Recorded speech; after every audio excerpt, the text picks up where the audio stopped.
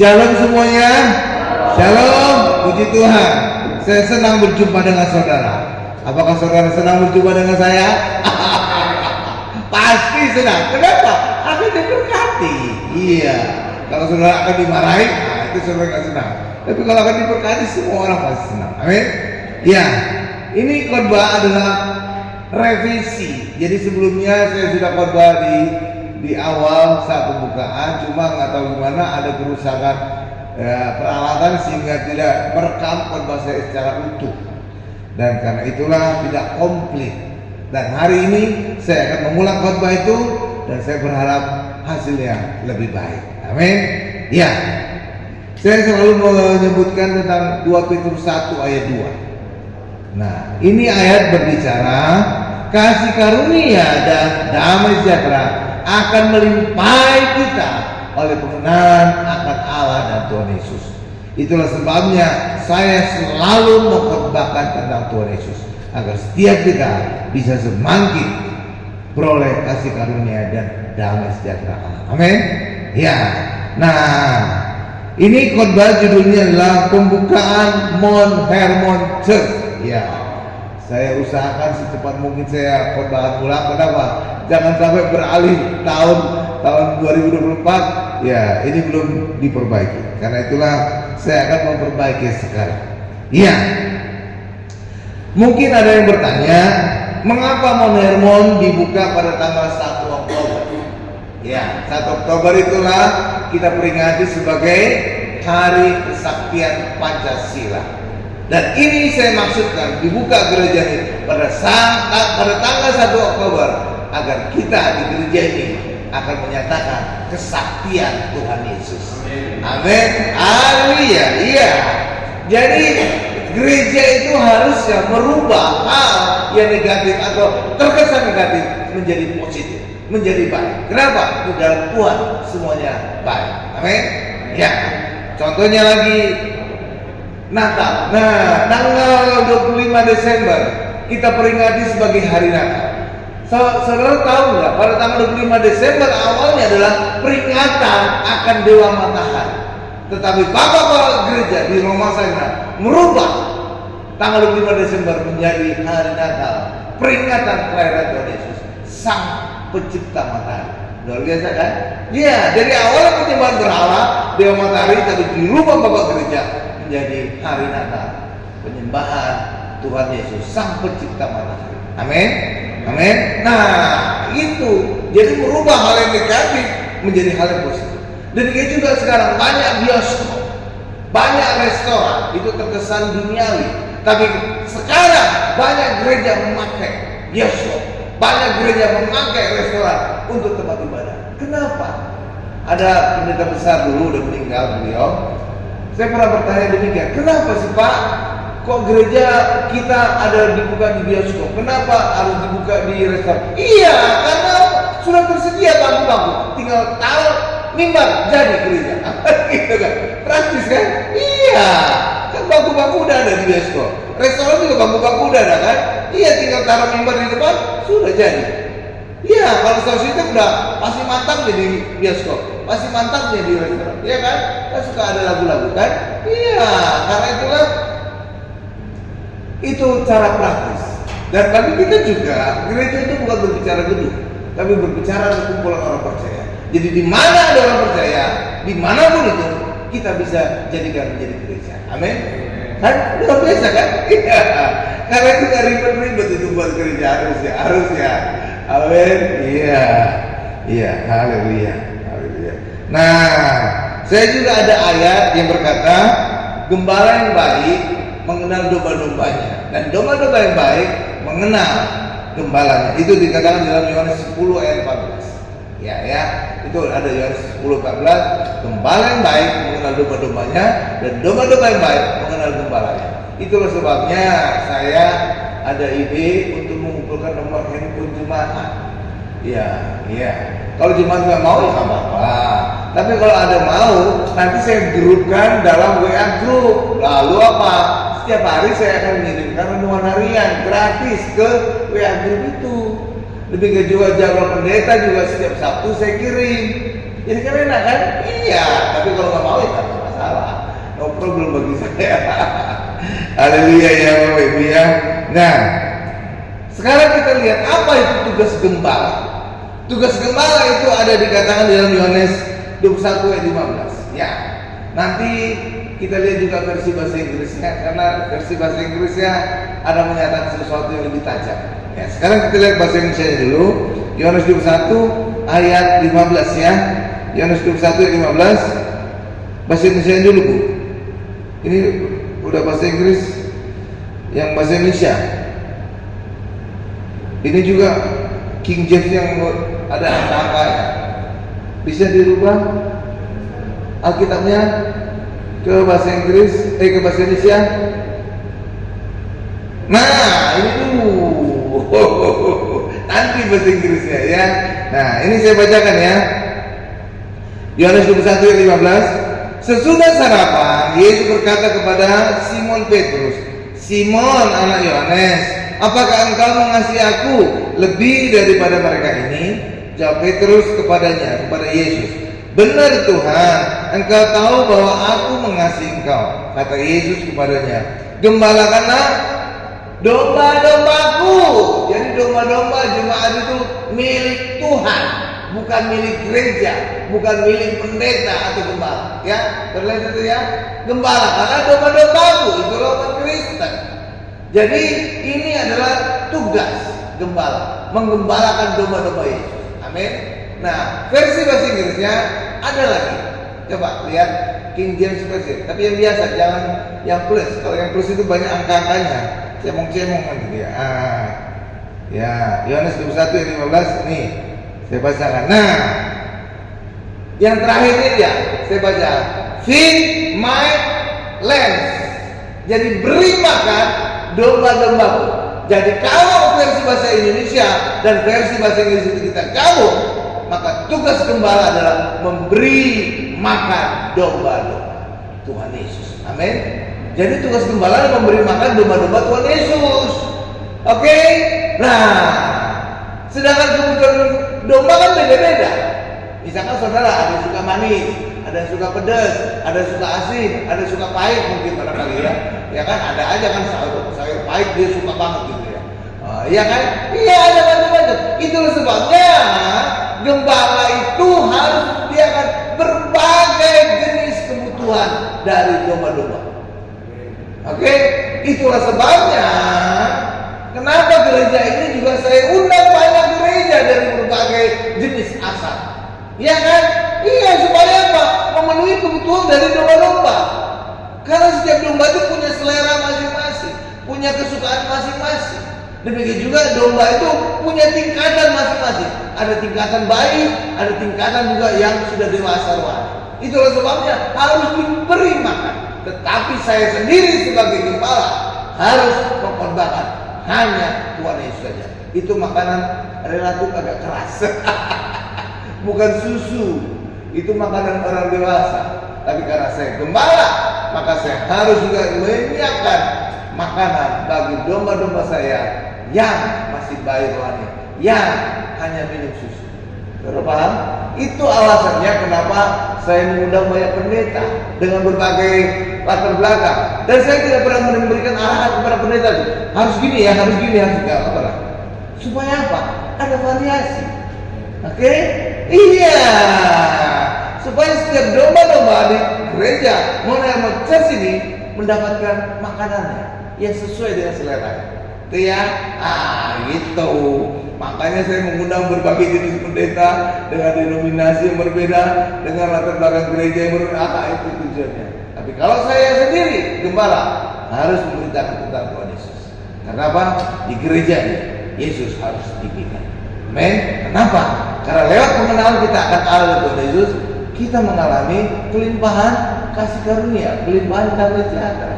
Paham ya Bapak Ibu ya? Jadi jangan ada kita mengelompok-kelompokkan ya. Oh ini jemaat dari denominasi ini, jemaat dari gereja ini, jemaat dari gembala. Enggak ya. Kalau kita masih punya sifat mengelompok-kelompokkan, itu kita masih duniawi, kata Rasul Paulus. Ya, kata Rasul Paulus dalam 1 Korintus 3:4. Pada saat itu jemaat Korintus masih membeda-bedakan. Oh, saya jemaatnya Paulus, saya jemaatnya Apolos, saya jemaatnya segala macam. Nanti beda-beda. Karena itu jangan kita mengelompok-kelompokkan diri kita. Amin. Karena semua kita adalah domba-dombanya Tuhan Yesus. Amin. Haleluya. Haleluya. Nah, ini nempel lagi nih. Nah, kita masuk kepada berikutnya. Mount Hermon Church. Visinya adalah menyiapkan umat yang layak bagi Tuhan untuk tercatat di surga. Amin, Bapak Ibu ya, tercatat di surga. Ya, sebenarnya saudara tahu ya, ketika Tuhan Yesus mati di atas kayu salib, seluruh dunia, siapapun itu, nama mereka tercatat di surga. Kenapa? Karena Yesus mati untuk seluruh dunia, bukan untuk orang Kristen saja. Tidak. Dan itu dikatakan di dalam Yohanes 1 ayat 9. Yesus adalah anak domba yang menembus dunia. Oh ya, bukan menembus orang Kristen, enggak. Jadi pada saat Yesus mati di atas salib, seluruh dunia berabad-abad sepanjang masa tercatat nama mereka dalam kitab kehidupan di surga. Tetapi dengan berjalannya waktu, ketika mereka kemudian tidak percaya Yesus, satu persatu dihapus dari kitab kehidupan. Ya kan? Ya. Dan karena itulah visi gereja ini agar nama kita tetap tercatat di surga. Amin. Ya, sebelumnya semua kita nama kita tercatat di surga. Tapi ketika kita tidak lagi berfokus kepada Yesus, nama kita nanti akan luntur. Iya. Pada akhir zaman sudah dinubuatkan itu Bapak Ibu ya. Banyak orang nanti tidak lagi berfokus kepada Yesus. Dan itu sudah dinubuatkan dalam kitab Wahyu bahwa Tuhan Yesus berdiri di depan pintu mengetok. Saudara jangan menganggap ini baik ya. Ya, jangan saudara poster Tuhan Yesus mengetok pintu itu tidak gambaran baik. Kenapa? Yesus itu bukan di luar, harus di dalam rumah. Amin. Jadi gambaran Yesus di luar ketok pintu artinya apa? Sekarang banyak orang Kristen tidak lagi menyebut Yesus. Yesus dipinggirkan. Buktinya Pak? Oh, buktinya lihat aja di YouTube atau dengarkan di gereja saudara masing-masing. Lihat pendetanya khotbah ada ngomong tentang Yesus, saudara akan kaget ketika melihat, pendeta saya tidak lagi menyebut nama Yesus. Benar? Saudara cek aja di YouTube. Iya. Banyak sekarang pendeta hanya berbakat tentang manusia, perilaku manusia harus tahan banting, manusia harus gini, manusia harus gitu. Nggak pernah lagi menyebut nama Yesus. Luar biasa itu. Iya, dan itu sudah dibuatkan memang dalam kitab Wahyu. Tuhan Yesus berdiri di depan pintu mengetok. Orang Kristen, buka pintu, izinkan aku masuk ke hidupmu. Itu Bapak Ibu. Jadi Tuhan Yesus sudah dipinggirin. Itulah sebabnya hari ini saya tetap menyebutkan Yesus. Tetap. Agar apa? Agar nama kita tetap tercatat di surga. Amin. Iya. Jadi sebelumnya nama dunia itu sudah tercatat di surga, tapi dengan mereka mengabaikan Yesus, dengan mereka tidak percaya Yesus, maka nama mereka satu persatu dihapus. Gawat ya. Nah, itu satu hal, visi gereja ya. Kemudian setiap ibadah ada perjamuan kudus. Ya, setiap ibadah ada perjamuan kudus. Ya kan? Setiap ibadah. Ya, banyak gereja lain itu hanya saat Paskahnya atau mungkin sebulan sekali atau demikian. Ya, berbagai macam lah versi ya. Tapi gereja ini selalu mengadakan perjamuan kudus setiap ibadah. Kenapa? Karena Tuhan Yesus berkata dalam Lukas 22 ayat 19b. Coba. Lukas 22 ayat 19b. Haleluya. Jadi visi kita adalah menyiapkan umat yang layak bagi Tuhan untuk tercatat di surga. Itu dalam Lukas 1 ayat 17b. Nah, sekarang kita membuka Lukas 22 ayat 19b tentang perjamuan kudus. Sudah di sana? Nih saya bacakan ya. Perbuatlah ya, langsung ke B-nya ya. Ya, saya bacakan nih. Perbuatlah ini itu apa? Perjamuan kudus menjadi peringatan akan Yesus, akan aku kata Yesus. Oke, kepada saya. Maknanya apa Pak? Maknanya kita harus melakukan perjamuan kudus sesering mungkin agar kita ingat Yesus. Lah jelas pasti kita ingat. Kenapa? Kita makan daging Yesus, kita minum dari Yesus, pasti kita ingat Yesus. Amin. Bukan hanya sekedar ingat Yesus, kita ingat lagi apa? Berikutnya, ketika kita makan tubuh Yesus, kita makan minum Yesus, maka segala penyakit kita disembuhkan. Padahal itu disembuhkan. Demikian juga ketika kita minum dari Yesus, kita diingatkan lagi apa? Dosa-dosa kita dihapus. Amin. Iya. Jadi bukan hanya sekedar mengingat Yesus, tapi juga manfaat dari karya salib Yesus. Kita terima perjamuan kudus, maka tubuhnya terpecah, memberikan kita kesehatan sempurna, darahnya tercurah, memberikan kita Maha Kudus. Karena itulah buktinya kita Maha Kudus. Orang Kristen, hanya orang Kristen yang bisa Maha Kudus. Oleh karena Yesus adalah Roh Kudus turun atas kita dan menjadikan kita baik oleh Kudus. Orang di luar sana nggak kenal Roh Kudus. Enggak. Kenapa? Mereka belum dikuduskan. Karena hanya orang yang Maha Kudus lah Roh Kudus bisa turun atas orang. Dan kita Maha Kudus hanya oleh darah Yesus. Di luar darah Yesus, orang tidak pernah bisa menjadi kudus. Kalau orang mengadakan perbuatannya, orang tidak bisa kudus. Kenapa? Karena kita Yesaya 64 ayat 6 berkata, kesalehanmu, kekudusanmu seperti kain kotor. Terjemahan yang baru, saya sudah beli Alkitab baru. Terjemahannya, kesalehanmu, kekudusanmu seperti kain haid. Tuh. Iya, nanti saudara lihat ya. Ya, kalau saudara beli Alkitab baru lihat. Iya, Yesaya 64 ayat 6. Iya, bukan hanya kain kotor saja, sekarang diterjemahkan menjadi seperti kain haid wanita. Oke, tuh luar biasa kan? Karena itulah orang jangan mengadakan perbuatan. Orang Kristen jangan soal-soal ada perbuatan. Kita hari ini Maha Kudus karena hanya oleh darah saja. Dan itu dibuktikan bahwa sekarang kita adalah baik Roh Kudus. Roh Kudus tinggal di dalam kita. Amin. Ya. Demikian juga ada makna lagi dari perjamuan kudus. Perjamuan kudus adalah wujud nyata dari Immanuel. Apa arti Immanuel, Bapak Ibu? Tuhan beserta kita atau Allah beserta kita. Saudara pernah tidak bertanya, wujud penyertaan itu bagaimana?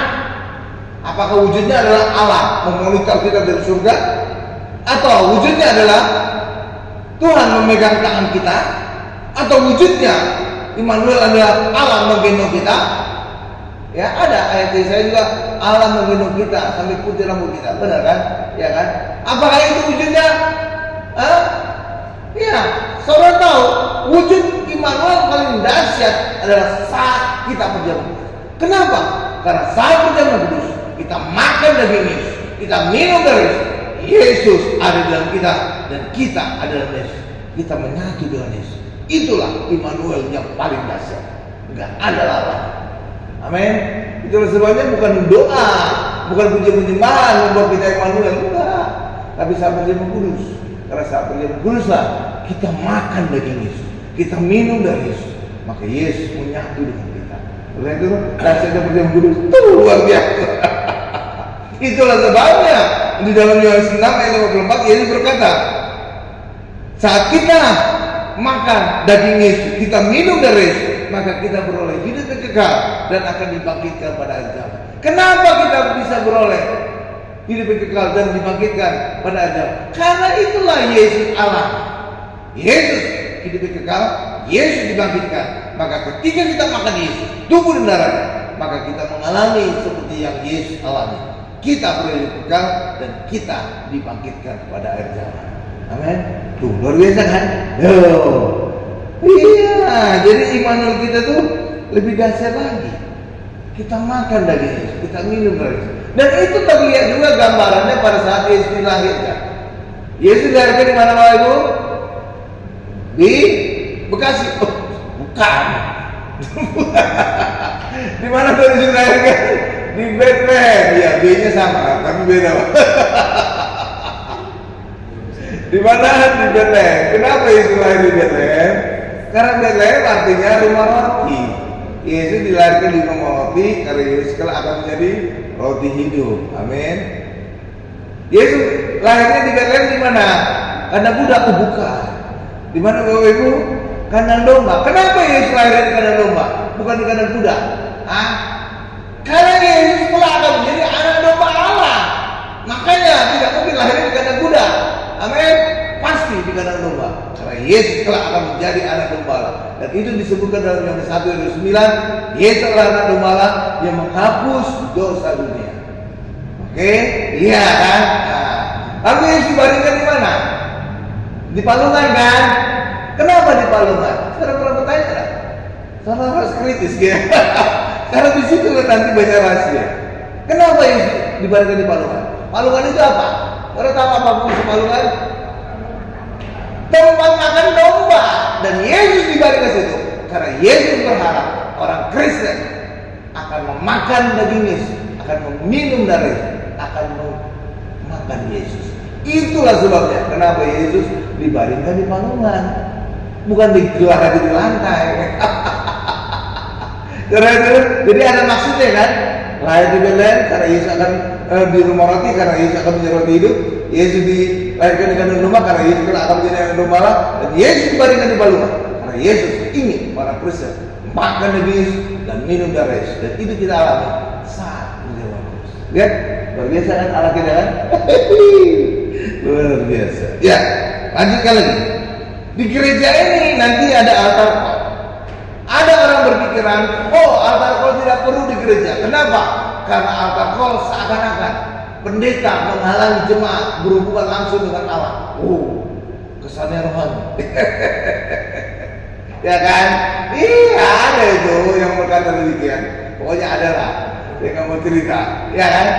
Tapi saya ingin katakan altar call itu alkitabiah. Karena ada ayat Yakobus 5 ayat 14. Ya, silakan buka. Haleluya. Yakobus 5 ayat 14. Ini saya bacakan. Kalau ada seorang di antara kamu yang sakit, baiklah ia memanggil para penetua jemaat atau pendeta supaya mereka mendoakan dia serta mengolesnya dengan minyak dalam nama Tuhan. Nah, inilah ayat untuk altar call. Jadi pada saat ini adalah jemaat yang sakit mengundang penetua atau mengundang pendeta untuk mendoakan dia menggunakan minyak. Hal yang sama juga dengan altar call. Gereja atau pendeta memanggil jemaat, mendoakan jemaat yang menghadapi sakit, masalah berat, masalah kutuk dan segala macam. Didoakan, dilepaskan sehingga mereka bisa mengalami kesembuhan, bisa mengalami pemulihan dalam hidup. Amin. Sama kan? Ini dasar ayatnya. Jadi apapun kata orang terserahlah. Tapi gereja Monermon akan mengadakan altar call di gereja. Oke, altar call atau mimbar memanggil jemaat. Oke, nah berikutnya lagi, ya gereja ini akan menampilkan pendeta yang berkorban. Ya, makanya setiap Sabtu saya akan kirim nama pendeta yang berkorban di gereja ini. Ya, ada orang yang berkata terkesan rohani, terkesan. Ya, tapi saya bisa membaca dasarnya Alkitab. Ya, mereka berkata begini. Jemaat itu datang ke gereja bukan nyari pendeta, nyari Tuhan Yesus. Karena itu pendeta tidak perlu ditampilkan. Kesannya rohani ya. Ya kan, kesannya rohani. Padahal standar original Alkitab itu menampilkan banyak orang penulisnya. Iya, mulai dari perjanjian lama ada Esther, Ruth, ya kan, Yesaya, Yeremia, Yeskel, Daniel, Hosea, Yoel, Amos, Obadiah, Yunus, Mika, Nahum. Itu kan nama-nama orang. Benar kan Bapak Ibu ya? Iya, juga perjanjian baru ada Injil, Matius, Markus, Lukas, Yohanes. Itu kan nama orang. Kalau seandainya Allah tidak mengendaki nama orang, harusnya Alkitab itu tulis nomor kitab 1, kitab 2, kitab 3. Nyatanya kan ditampilkan nama orangnya, benar kan? Dan itu nabi-nabi, rasul-rasul yang menulis kitab itu menyampaikan firman Tuhan kan? Lah kan sama dengan pendeta menyampaikan firman Tuhan. Lah Alkitab sudah menampilkan nama, kenapa pendeta diumpetin? Nah itu. Nah, jadi ada dasar Alkitabnya. Dan yang kedua adalah di Alkitab juga ada nama cewek, Esther dan Ruth. Ya, itulah sebabnya di gereja ini pendeta boleh perempuan, WL boleh perempuan. Ya, karena Alkitab sudah mengajarkan nabi ada perempuan. Ya, karena itulah gereja nggak boleh berbeda dengan Alkitab. Harus juga menampilkan perempuan dalam ibadahnya. Amin. Iya, makanya gereja ini mantap lah pokoknya. Jadi nggak ada anti-anti. Kalau dulu di gereja saya lama, kalau berjamaah kudus itu WL-nya harus laki-laki. Iya, nggak boleh perempuan. Perempuan itu jarang, pokoknya jarang banget. Dan pada saat berjamaah kudus harus diganti jadi laki-laki. Ya, pokoknya itulah katanya, Ibu, karena ada masa datang bulan dan segala. Iya, iya, karena mereka selalu berpikiran kekudusan itu karena perbuatan kita. Padahal kan kita kudus karena darah Yesus. Jadi tidak tergantung gender lagi, cewek atau cowok, ada masalah. Oke Bapak Ibu ya? Iya. Makanya mantap banget kita nih ya. Haleluya, haleluya. Harusnya dulu Raden Adin Kartin itu masuk gereja. Supaya nggak perlu emansipasi. Sudah ada emansipasi di sini. Oke ya. Ya, sekarang arti logo. Nah, arti logo ya. Nah, ini saya bawa juga logo nih. Ya. Nah, arti logo ini menampilkan alat tertunggal. Dasarnya Allah itu digambarkan dengan gunung, makanya logo ini dasarnya adalah gambar gunung. Nah, oke ya. Ya, ini mungkin saudara ingat jadi gambar apa? Ah iya, pokoknya ya, Paramount Picture. Bioskop. Ya, itu saya edit ya. Nah, Allah Tritunggal itu Allah Bapa, Allah Anak, Allah Roh Kudus. Allah Bapa itu digambarkan oleh bintang-bintang. Ya, pelangi semula saya buat itu melingkari gambar ini, tapi kata istri saya, karena kurang bagus, kayak main-main gitu, kayak anak-anak gitu ya. Akhirnya bintang ini yang saya warnai warna pelangi. Ada 7 warna pelangi. Nah, ini bintangnya jumlahnya 21, jadi 3 kali diulang gambar warna pelangi. Iya. Oke Bapak Ibu ya. Ya. Nah. Jadi ada 7 warna pelangi: merah, orange, kuning, hijau, biru muda, biru tua, dan ungu. Ya, itu ya. Ya, itu warna pelangi. Dan itu pelangi ini ada digambarkan pada saat selesai air bah. Jadi Allah berjanji tidak akan lagi menghukum dunia manusia dengan air bah. Dan sebagai tandanya Tuhan akan ditandai dengan pelangi. Demikian juga di surga dilihat oleh Rasul Yohanes, tata Allah ada tata pelangi. Ya, itu artinya apa pelangi itu? Pelangi itu artinya adalah anugerah. Ya. Jadi bagi orang Kristen, tata Allah itu bukan lagi tata penghakiman. Tapi bagi orang di luar Kristen, tata Allah itu tata penghakiman. Kenapa? Karena kalau orang Kristen, kenapa bukan lagi tata penghakiman, tapi tata anugerah yang digambarkan oleh pelangi? Karena orang Kristen dosanya sudah ditanggung oleh Yesus. Hukumannya juga sudah dijalani oleh Yesus di atas salib. Maka nggak ada lagi penghakiman bagi orang Kristen. Dan itu ditegaskan lagi di dalam Roma 8 ayat 1. Orang yang di dalam Yesus tidak lagi mengalami hukuman. Tuh kan? Iya, kenapa? Karena lagi ngomong hukuman. Karena itu orang Kristen jangan lagi ngomong dosa, jangan lagi penghukuman. Kalau orang Kristen masih ngomong dosa, berarti mereka mengatakan, Yesus, engkau gagal menanggung dosa. Iya dong. Demikian juga kalau orang Kristen merasa akan dihakimi, akan dihukum, itu sama dengan mengatakan, Yesus, engkau gagal mati tersalib. Iya. Jadi hari ini kita harus menghargai karya Yesus, bahwa Yesus telah menanggung dosa kita dan Yesus telah menjalani hukuman dosa kita dan tersalib. Amin. Iya, itu maksudnya. Makanya tata Allah itu bukan lagi tata penghakiman bagi orang Kristen. Iya, nggak ada ngomong dosa, nggak ada ngomong penghukuman.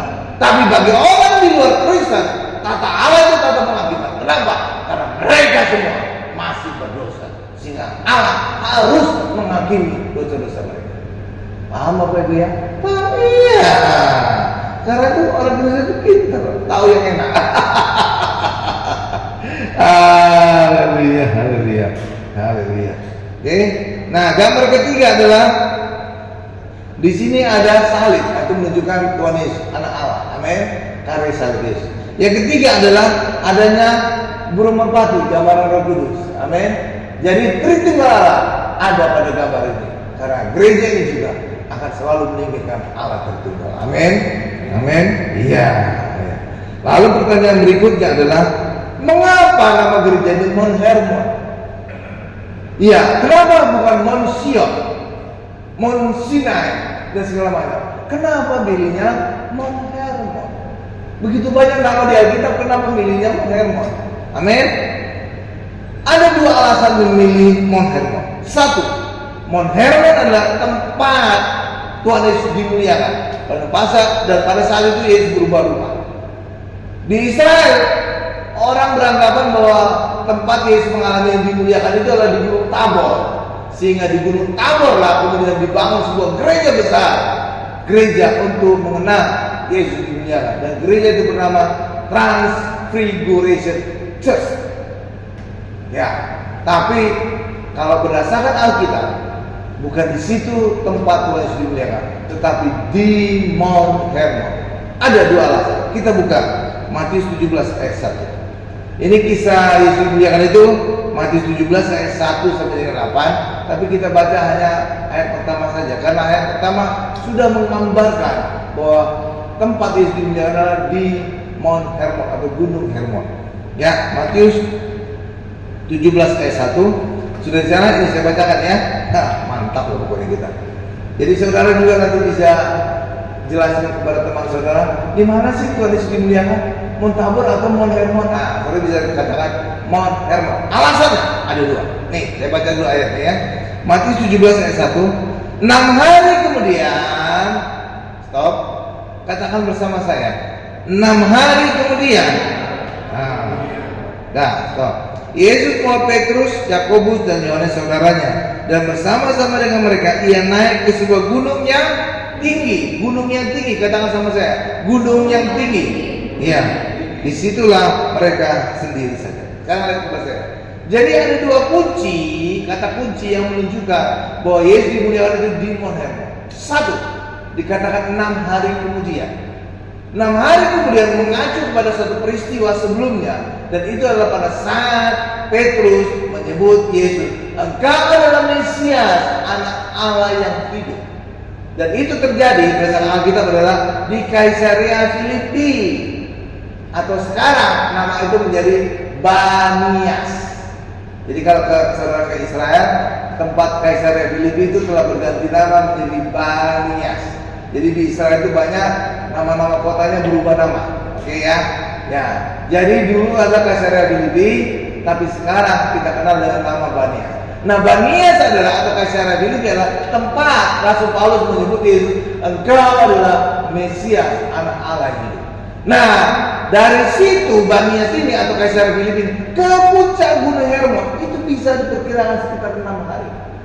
Bukan ke Gunung Tabor yang ada sekarang di Israel yang sekarang sudah berdiri gereja Transfiguration. Enggak mungkin. Karena kalau pergi ke situ, Tuhan Yesus bersamanya itu lebih dari 6 hari.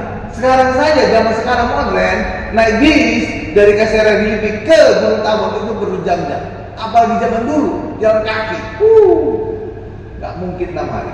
Jadi yang mungkin adalah di Kaisarea Filipi atau Banias. Oke?